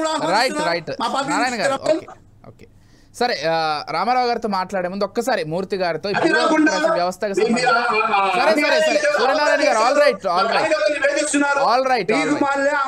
సరే సరే మళ్ళీ టైం ఇస్తా మాట్లాడు. మూర్తి గారు ఓకే ఓకే సూర్యనారాయణ గారు మూర్తి గారితో మాట్లాడదాం. ఐపీఎస్ వాడుకున్నట్టుగా ఏ ముఖ్యమంత్రి వాడుకోవాలి? ఈ రాజశేఖర రెడ్డి గారు కూడా వాడుకోలేదని అభిప్రాయం. ఏ పార్టీలు ఏ ముఖ్యమంత్రి ఉమ్మడి రాష్ట్రంలో okay just a moment Gautam Sawang గారితో ప్రతిపక్ష నాయకుడు బస్సు మీద రాళ్ళేస్తే ప్రజలు ఒక భావోద్వేగాన్ని తెలిపే రైట్ గా సమర్థించారు బీజేపీ కేడర్లో. మీరు వాడుకోవాలా మరి పరిపాలన ఇప్పుడు విదేశీ బొంబాయి నటి నత్వానీ కేసు ఇవాళ 3 IPS ఆఫీసులు మీ వల్ల కాదు ఇబ్బంది పడుతుంది. సరే రామారావు గారితో ఒకసారి సరే నారాయణ గారు చట్టానికి విరుద్ధంగా చట్ట పరిధులు దాటించి ఓకే మళ్ళీ ఛాన్స్ ఇస్తాను. మళ్ళీ మీ వాదన వినిపించవచ్చు. ఈ లోపు ఒకసారి మూర్తి గారితో మాట్లాడదాం. Kindly please. హైకోర్టుకి ఎన్నిసార్లు అఫీసర్స్కి వెళ్ళారండి? ఇవాళ ఒక ఆఫీసర్ వెళ్తున్నాడు కోర్టుకి. రైట్ సరే సూర్యనారాయణ గారు మూర్తి గారితో మాట్లాడి మళ్ళీ మాట్లాడదాం. రైట్ మూర్తి గారితో మాట్లాడి మళ్ళీ మాట్లాడదాం. మూర్తి గారు మూర్తి గారితో మాట్లాడి మళ్ళీ మాట్లాడదాం. ఒక్కసారి మూర్తి గారితో మాట్లాడదాం. రైట్ మూర్తి గారు వినిపిస్తోందా అండి? హలో వినిపిస్తోందా? మీ వాయిస్ వినపడలేదు సార్. సరే వారికి సూర్యనారాయణ గారికి వినిపించట్లేదు అనుకుంటా ఆయన. రైట్ మూర్తి గారు సరే ఈ లోపు ఆయన ఎగ్జిట్ చేసి మళ్ళీ తీసుకుందాంలేండి. మూర్తి గారు సరే ఈ ప్రభుత్వాలు పార్టీలు ఇవన్నీ కొద్దిసేపు పక్కన పెడదాం. బ్యూరోక్రసీ అంటే లేకపోతే ఈ వ్యవస్థలు కోర్టులు కావచ్చు, పోలీస్ వ్యవస్థలు కావచ్చు, లేకపోతే ఇతర వ్యవస్థలన్నీ కూడా ఖచ్చితంగా ఏదైనా పార్టీ ప్రభుత్వంలోకి అధికారంలోకి వస్తే వాళ్ళకు అనుకూలంగా వ్యవహరించడం తప్పే, లేకపోతే ఆ స్థానిక ఎమ్మెల్యేకి అనుకూలంగా వ్యవహరించి ఇతర పార్టీ వాళ్ళని ఇబ్బంది పెట్టడము తప్పే. ఇది అందరికీ తెలిసిందే. కాకపోతే మనందరికీ తెలిసినటువంటి మరో ఓపెన్ సీక్రెట్ ఏంటంటే ఇది ఇలాగే జరుగుతోంది వ్యవస్థలో. అధికారంలో ఎవరుంటే వాళ్ళకే సపోర్ట్ చేస్తున్నారు, లేకపోతే స్థానిక ఎమ్మెల్యేలకే సపోర్ట్ చేస్తున్నారు, ఇతరుల్ని అంటే ఇతర పార్టీ వాళ్ళని ఇబ్బంది పెట్టే విధంగా వ్యవహరిస్తున్నారు. ఇది ఓపెన్ సీక్రెట్, అందరికీ తెలిసిందే, మీకు తెలిసిందే, నాకు తెలిసిందే. అతి సామాన్య ప్రజల్ని అడిగినా కానీ ఇది చెప్తారు. ఎందుకు జరుగుతోంది ఇది? అసలు ఈ వ్యవస్థ బాగుపడాలంటే ఏం చేయాలి? ఇప్పటికైనా ఎటువంటి మార్పులు వస్తే ఈ వ్యవస్థ బాగుపడుతుంది? ఇప్పుడు మనం మీరు అన్నట్టుగా ఇది ఎవరు అధికారంలో ఉంటే వాళ్ళకి దగ్గరగా యంత్రాంగాలు పనిచేస్తున్నాయి అన్న దాంట్లో నిర్విధాంశం. దాంట్లో మరొక ఒపీనియన్ ఏమీ లేదు. అయితే ఇప్పుడు నేనేమంటానంటే ఎవరో ఒకళ్ళు దీనికి అడుగు ముందుకు వేయాల. ఇప్పుడు కూటమి ప్రభుత్వం ఉంది కాబట్టి నేను ఒకటే కోరదలుచుకున్నాను కూటమిని. మీరు గతంలో పోలీసుల మీద ఆరోపించారు, ఇప్పుడు ప్రతిపక్షంగా ఉన్న వైఎస్ఆర్సిపి అధినాయకుడు జగన్ గారే ఆరోపిస్తూ ఉన్నారు. దీని మీద ఒక పెద్దల కమిటీ ఒకటి వేయండి. హైకోర్టు మూర్తి గారు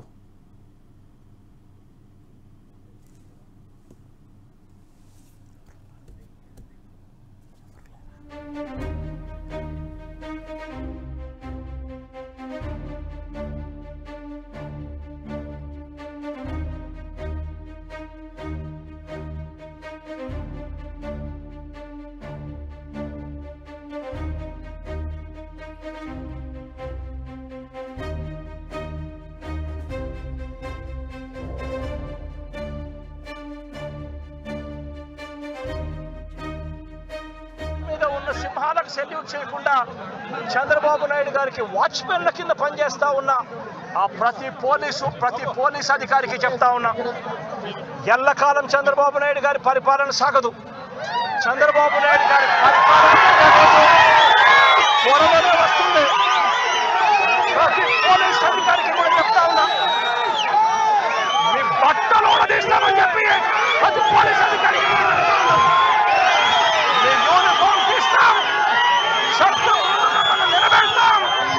దోషులుగా మిమ్మల్ని నిలబెట్టి మీ యూనిఫామ్ తీయించి మీకు ఉద్యోగాలు లేకుండా చేస్తామని కూడా ఈ సందర్భంగా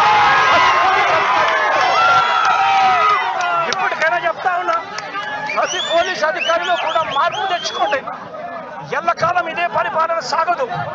మీరు చేసిన ప్రతి పనికి కూడా వడ్డీతో సహా లెక్కేసి మిమ్మల్ని దోషులుగా నిలబెట్టి మిమ్మల్ని. రైట్, ఒకసారి మూర్తి గారితో కంటిన్యూ చేద్దాం. మూర్తి గారు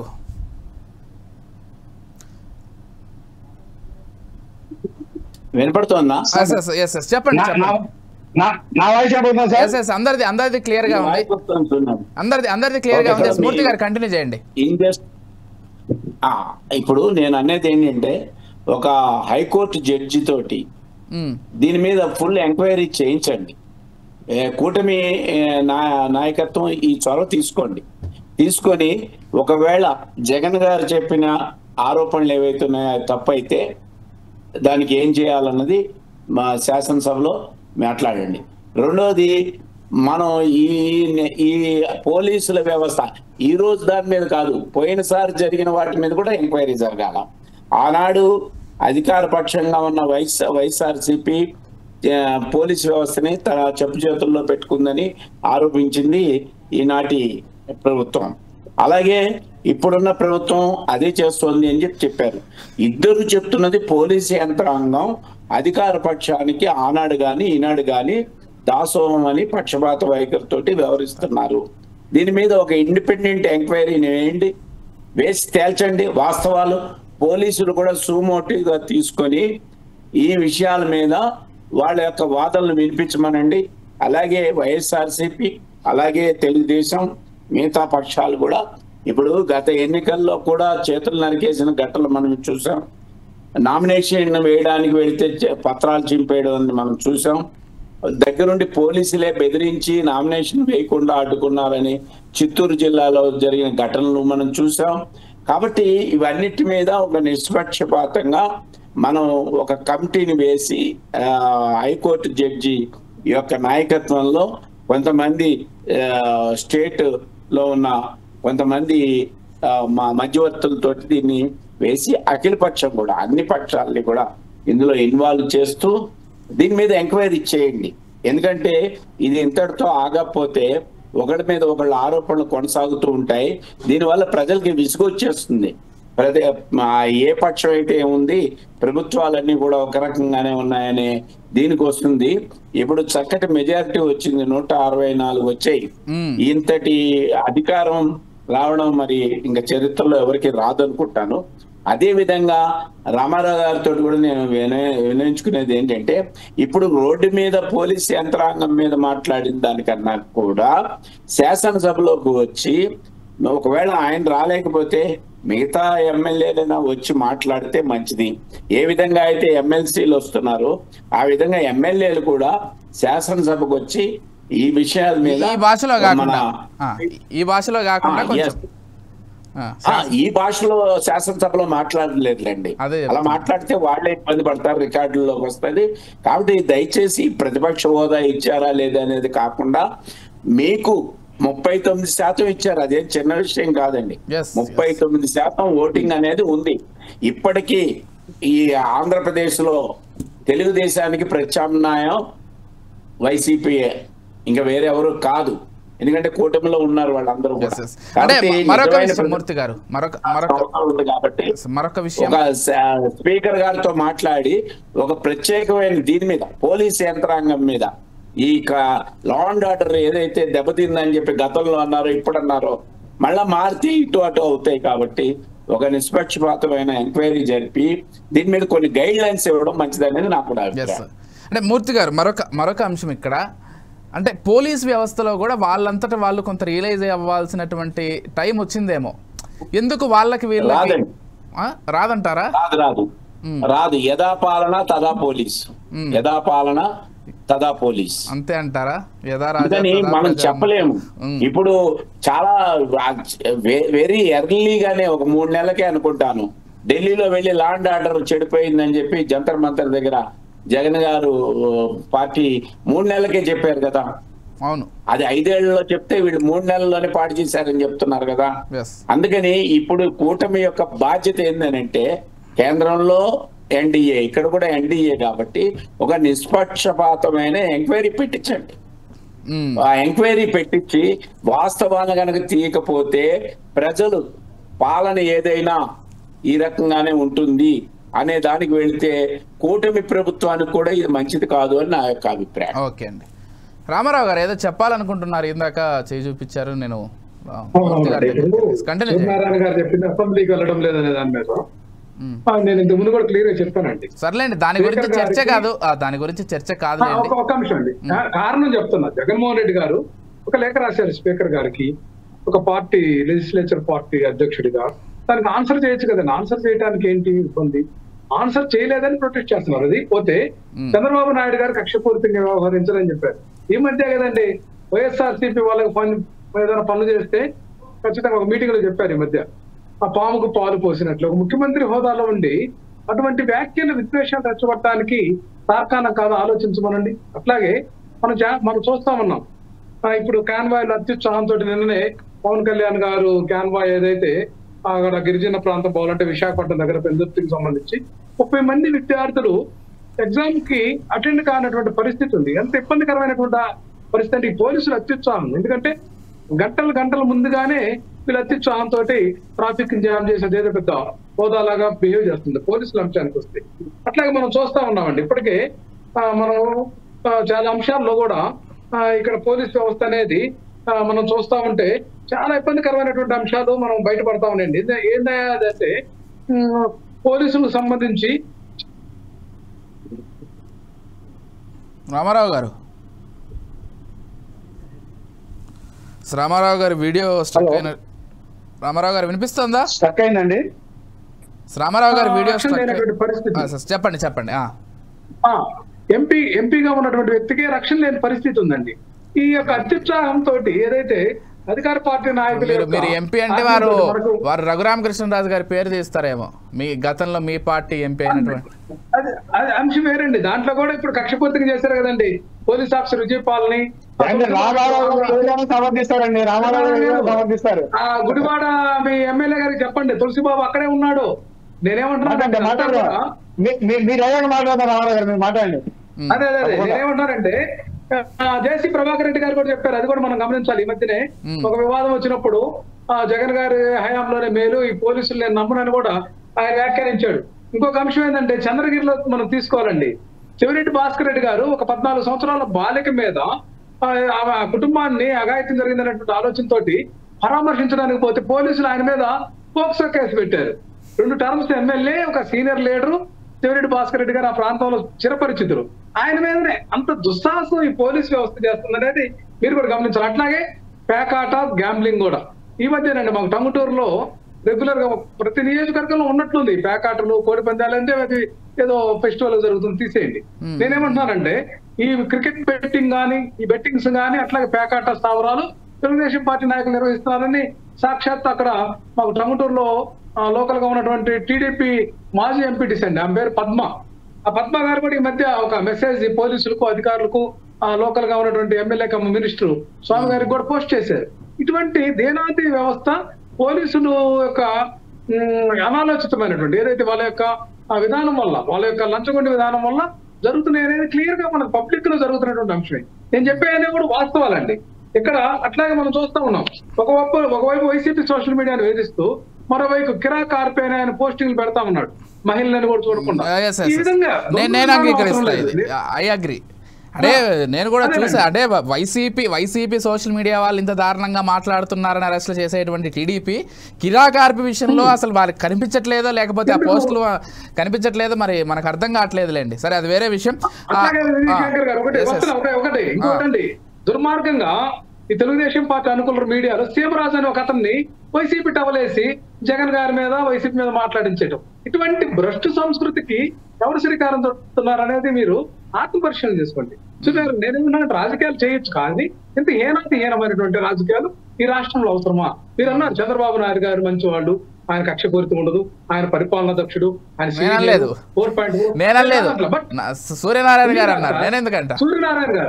సూర్యనారాయణ గారు ఏమన్నారంటే చంద్రబాబు నాయుడు గారు కక్షపూరిత రాజకీయాలు చేయరు అన్నారు. దానికి నేను చెప్తుంది ఏంటంటే ఇంత హీనమైనటువంటి రాజకీయాలు మీడియా పరంగా కూడా మూర్తి గారు కూడా, పెద్దలు కూడా వాళ్ళు కూడా చెప్తా ఉన్నారు, ఏ పార్టీనైనా సంస్కరించుకోవాలి. నేనేమన్నా రామారావు గారు, నేనేం విన్నా అంటే మీ పార్టీ గతంలో మీ పార్టీ అధికారంలో ఉన్నప్పుడు మీ మంత్రులకి ఏం మాట్లాడాలో, ఏ బూతులు తిట్టాలో కూడా ప్రింట్అవుట్ ఒకటి వచ్చేదంట కదా, దాన్ని ఫాలో అయ్యి చెప్పాలంట కదా ఏదైనా స్టేజ్ పైన కానీ, మీడియా సాక్షి. నేను అనలేదు వినిపించేది చెప్తున్నా. రైట్. సరే నారాయణ గారు, ఓకే, సూర్యనారాయణ గారు సరే వాళ్ళని కంక్లూడ్ చేయనివ్వండి. సరే కంక్లూడ్ చేయండి రామారావు గారు, టైం అవుతుంది. సరే, ఏం జరగాలి? తెలుగుదేశం పార్టీ కార్యాలయంలో పట్టాభి సాక్షాత్ ముఖ్యమంత్రి మాట్లాడాడు అంటే స్క్రిప్ట్ ఖచ్చితంగా అధికార ప్రతినిధులకి పార్టీలు ఇస్తాయి అంటే ఖచ్చితంగా తెలుగుదేశం పార్టీ చంద్రబాబు నాయుడు గారు మాట్లాడించినట్టే కదండి. మరి ఆయన మాట్లాడింది తప్పేనే కాదంటే వంశీ గాని కొడాలి నాని గాని వాళ్ళ ప్రోడక్ట్సే మా పార్టీలో ఉన్నారు తాత్కాలిక. నేనేం చెప్తున్నాను మీరు ఇట్లంటే వాళ్ళు ఎంత హట్ అవుతారండి, అంత మాట అన్నారు ఏకంగా. మీ పార్టీ మంత్రులు మాజీ మంత్రుల్ని మీ పార్టీకి విధేయులుగా ఉన్న వాళ్ళని వాళ్ళ ప్రాజెక్ట్స్ అంటే వాళ్ళు హట్ అవుతారు. మీరు అంత మాట అంటే హట్ అవుతారు. అసలు మీ పార్టీ మాజీ మంత్రుల్ని ప్రస్తుతం మీ పార్టీకి ఇంత అండగా ఉన్నటువంటి వాళ్ళని వాళ్ళ ప్రాజెక్ట్స్ అంటే పాపం హట్ అవుతారు.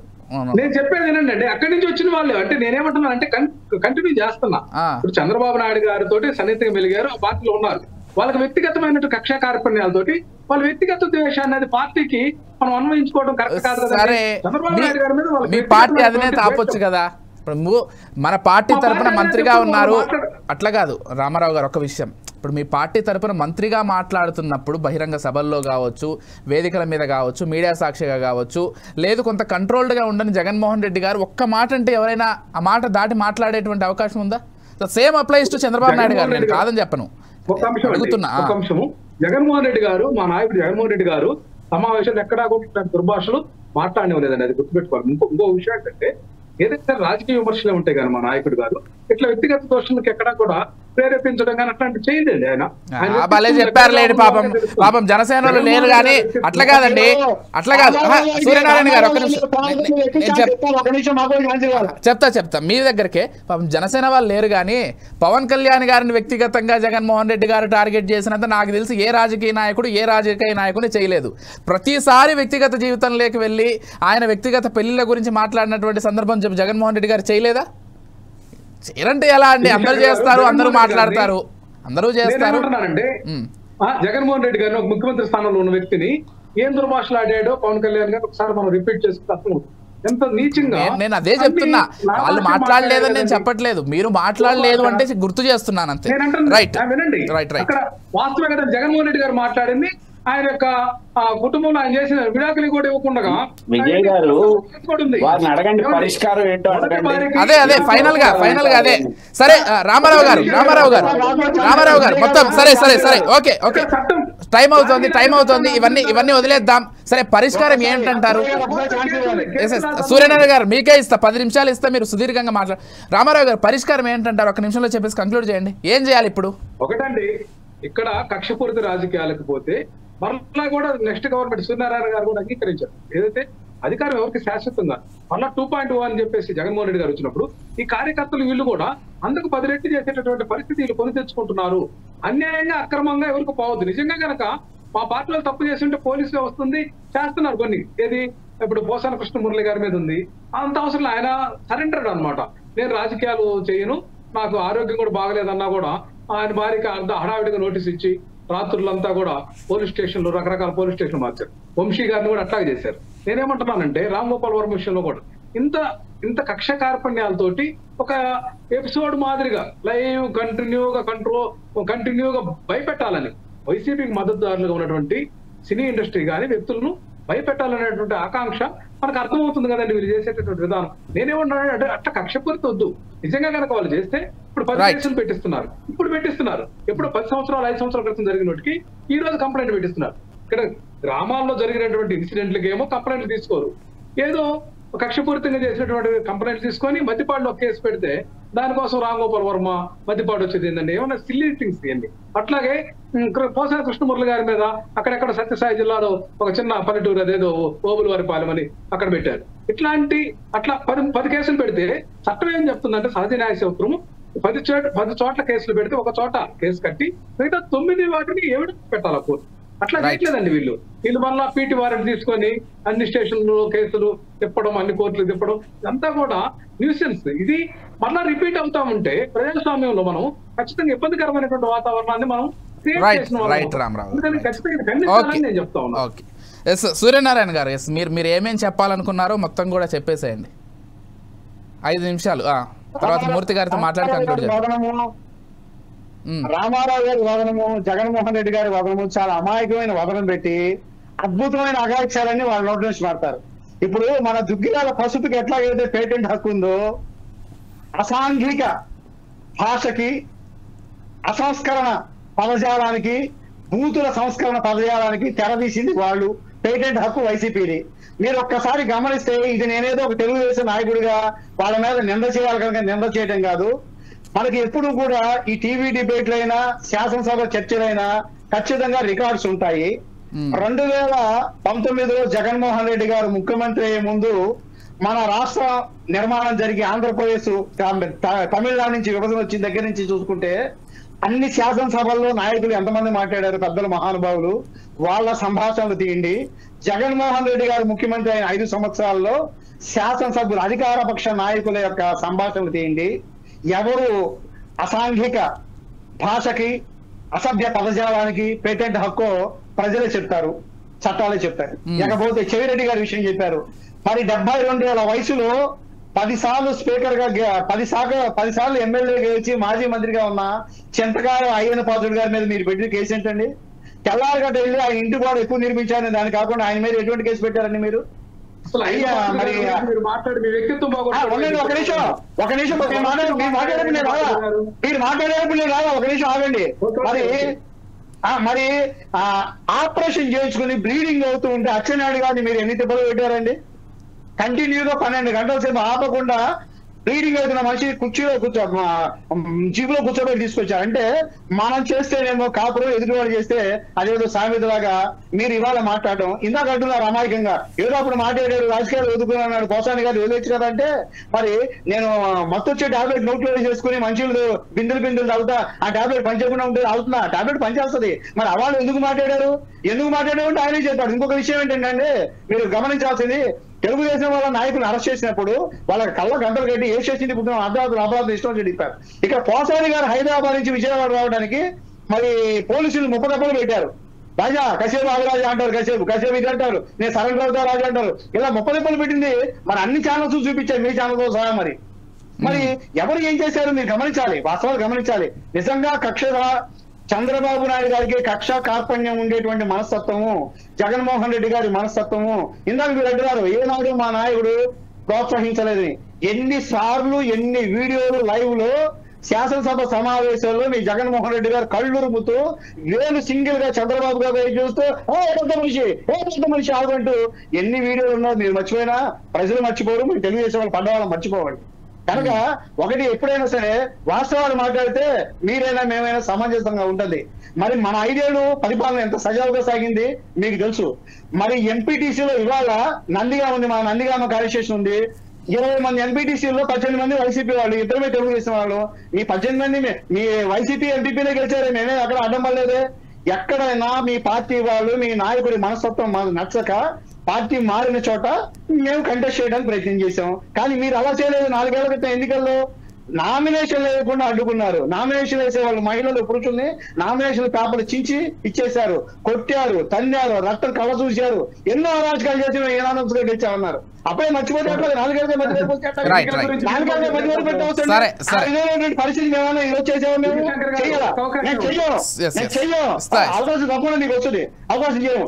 సూర్యనారాయణ గారు గతాన్ని గుర్తుపెట్టుకుని మాట్లాడాలి. మీకు ఇందాక చెప్పాం, మీరు ఇవాళ ఏదో సచివులాగా అయిపోయింది దాని గురించి ఇప్పుడు తవ్వుతారంటే మరి మీరు ఏమీ లేకుండా తెలుగుదేశం వాళ్ళని ఎంత హింసించారు, చెప్పండి. మరి లేకుండా అసలు తెలుగుదేశం పార్టీ అవసరం ఏంటి? పార్టీ కార్యాలయం దాడి చేశారా? చేయరు కదా. ఏంటంటే మీ విధానమే ఒక ధ్వంసరచన. మీ నాయకుడు కానీ మీ అందరి మనస్తత్వం ఏంటంటే ఎదురు మీద కక్ష తీర్చుకోవాలి, పౌరుషంగా మాట్లాడాలి. ఇప్పుడు మీరు కూడా ఇందాక డిబేట్ స్టార్టింగ్ లో మా జగన్మోహన్ రెడ్డి గారు గొడవల పోలీసు రోడ్డు మీద నుంచి సమంజసాన్ని వాదిస్తున్నారు. అది చట్టబద్ధంగా సమంజసం కాదండి. అధికారులు ఎవరికైనా అధికారులే. ఇవాళ మీ పార్టీకి కొంత చేయొచ్చు, మా పార్టీకి చేయొచ్చు, కానీ అధికారులు ఎప్పుడు కూడా వాళ్ళని గౌరవించాల్సిన బాధ్యత ఏ పార్టీకైనా ఉంటుంది. కానీ అధికారులు అంటే మాట్లాడకూడదు.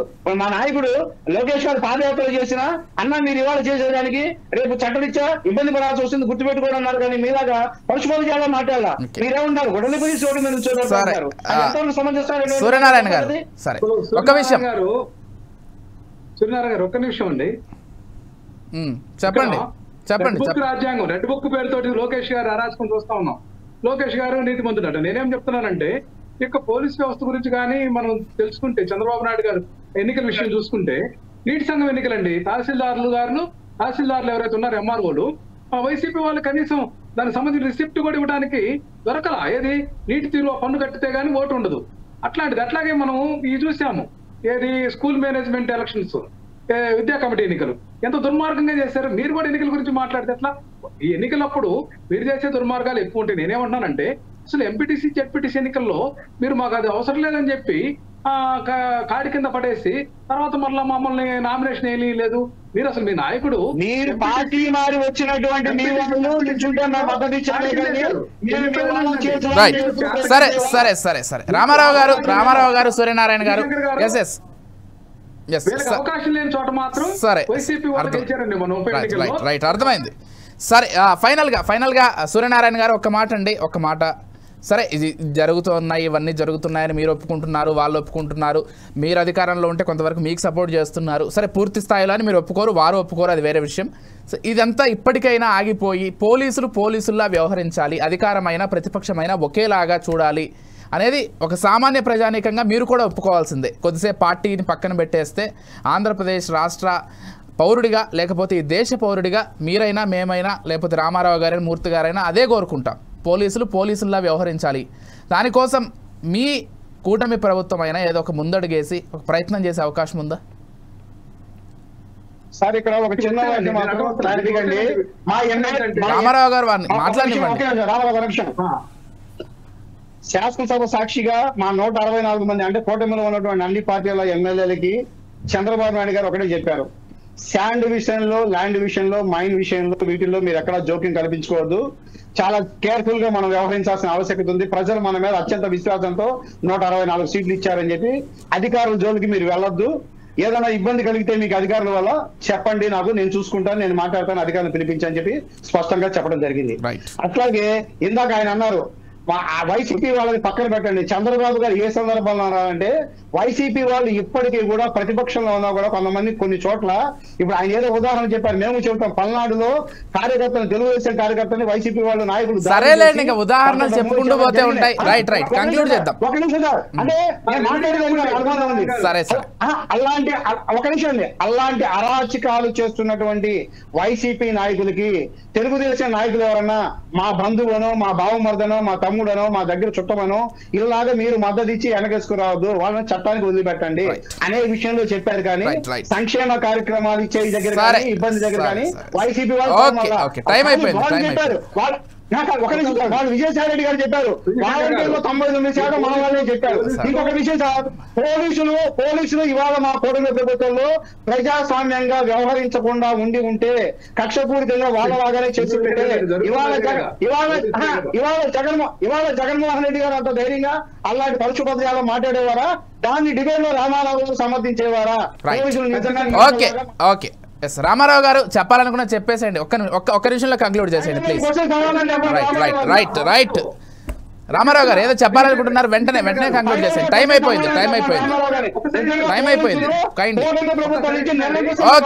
ఓకే రైట్ సూర్యనారాయణ గారు ఆన్సర్ చెప్తున్నా. ఏం లేదండి, ఈ పోలీసు గానీ, రెవెన్యూ గానీ ట్రాన్స్ఫర్ లో టీచర్ల మాదిరిగా కౌన్సిలింగ్ పెడితే ఈ వ్యవస్థలో కొంత మార్పు రావడానికి అవకాశం ఉంటుందండి. ట్రాన్స్ఫర్లు వాళ్ళ రాజకీయ నాయకుల చేతిలో పెట్టినందువల్లనే ఈ దుర్మార్గాలు, దురాఘాతాలకి జరుగుతున్నాయి.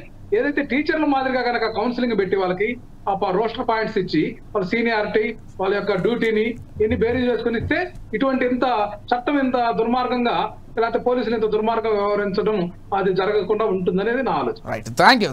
చక్కటి సలహా ఇచ్చారు. మూర్తి గారు, ఫైనల్ గా మీరేం చెప్తారు? ఇటువంటివన్నీ కూడా వ్యవస్థల్లో మార్పు రావాలంటే ఏం చేయాలనేది ఒక్క మాటలో చెప్పేసి కంక్లూడ్ చేసేయండి. నేను ఇంతకుముందు ప్రతిపాదించిన దగ్గర ఇద్దరు కూడా సైలెంట్ గా ఉన్నారు. కనీసం పోలీసు యంత్రాంగంలో ఉన్న అత్యధిక ఉన్నతమైన అధికారిగా ఉన్న ఐజీ గారు దీని మీద ఎంక్వైరీ జరపాలి. ఆరోపణల మీద వాళ్ళ స్వచ్ఛతని వాళ్ళు నిరూపించుకోవాలి. గతంలో జరిగిన వాటి మీద ఎంక్వైరీ చేయాలా. ఇప్పుడు మిత్రుడు రామారావు గారు లేదా వాళ్ళ అధినాయకుడు జగన్మోహన్ రెడ్డి గారు చెప్తున్నట్టుగా ఏ ఇన్సిడెంట్స్ దగ్గర వాళ్ళు పక్షపాత వైఖరితో ఉన్నారో స్వతంత్రంగా, సుమోటివ్గా ఆ యంత్రాంగం ముందుకు వచ్చి చేస్తే ప్రజలకి భరోసా ఉంటది. లేకపోతే ఎన్ని డిబేట్లు చేసినా నా వాదన ఇదే ఉంటుంది, వాళ్ళ వాదన అదే ఉంటుంది అనేది. థ్యాంక్ యూ మూర్తి గారు, థ్యాంక్ యూ సో మచ్ అండి. సూర్యనారాయణ గారు రామారావు గారు ప్రతి ఒక్కరికి థ్యాంక్ యూ సో మచ్ అని డిబేట్లో పాల్గొన్నందుకు. ఎస్, మొత్తంగా ఇప్పటికైనా వ్యవస్థల్లో మార్పు రావాల్సినటువంటి అవసరం ఖచ్చితంగా ఉంది. ఎందుకంటే పోలీసు వ్యవస్థలు కావచ్చు, ఇతర వ్యవస్థలు కావచ్చు, ఏ పార్టీ అధికారంలో ఉంటే ఆ పార్టీకి అనుకూలంగా వ్యవహరించడం అనేది ప్రజాస్వామ్యబద్ధంగా ఖచ్చితంగా తప్పే. కాబట్టి సరైన మార్పు రావాలని కోరుకుందాం. అండ్ మరొక విషయం ఏంటంటే మరి జగన్మోహన్ రెడ్డి గారు మాట్లాడినటువంటి భాషకి సంబంధించి కూటమి ప్రభుత్వం ఎలా స్పందిస్తుంది ఏంటి అనేది కూడా వేచి చూడాల్సిందే. చూద్దాం ఏం జరుగుతుందో ఈ విషయంలో. ఇది వాళ్ళ special debate. Keep watching 4 Sides TV.